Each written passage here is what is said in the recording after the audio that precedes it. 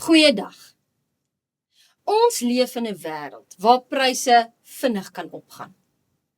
Nou daarom gaan ons vandag kyk na die vermeerdering en vermindering van pryse of enige hoeveelheid in gegewe verhouding. Sê nou maar jy werk in 'n roomyswinkel, sommer hier in Suid-Afrika. En daai roomyse wat jy verkoop kos R16 elk.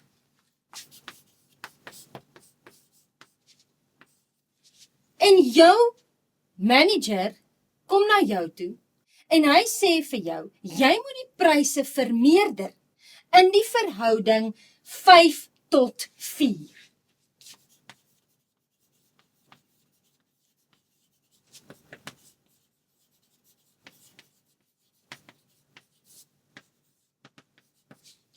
Hoe gaan jy te werk gaan? Eintlik baie maklik. Kom ek wys vir jou. Wanneer ons praat van vermeerdering, beteken dit die grootste waarde van jou verhoudings is jou nuwe een waartoe jy wil gaan. So hy is die nuwe.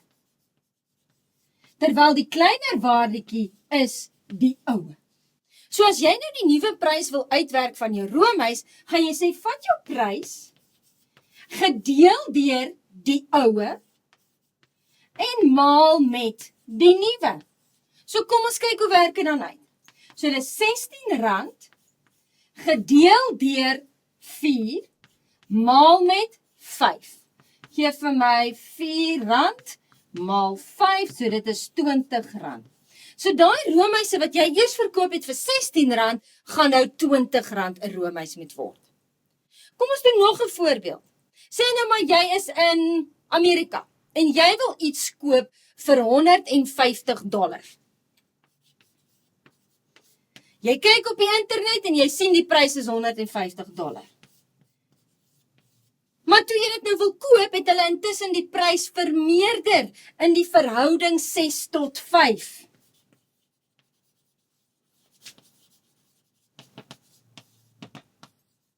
So wat is dus nou die nuwe bedrag wat jy moet betaal? Nou pas presies dieselfde formuletjie toe wat ek vir jou gewys het. Omdat ons praat van vermeerder, dit wil sê dit word meer, is jou grootste waarde van jou verhouding die nuwe, terwyl die kleinste waardetjie is die oue. So vat jou waarde wat jy op die oomblik het, $150, gedeel deur die oue, 5, maal met die nuwe, 6. So kom ons kyk hoeveel gee dit vir ons. $150 gedeel deur 5 gee vir my $30, maal 6 is $180. Is dit 'n vermeerdering? Ja, want jy het 150 gehad en nou moet jy ewe skielik $180 daarvoor betaal.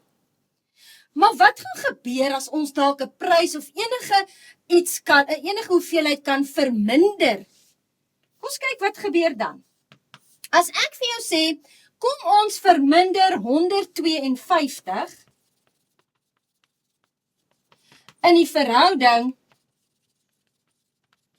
3:4.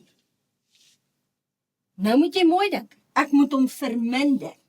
Om hom te verminder, beteken dit dat die nuwe moet die kleiner waarde wees.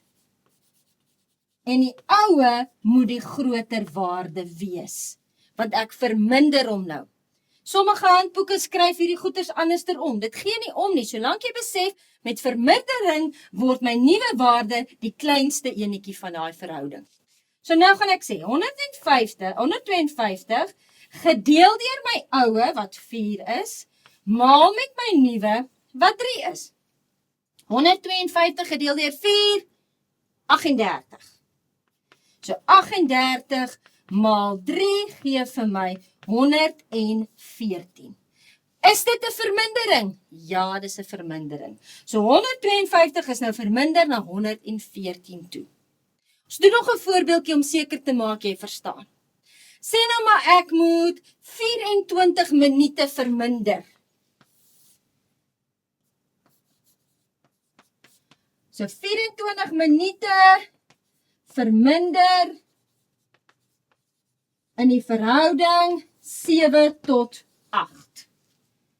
Dis 'n vermindering.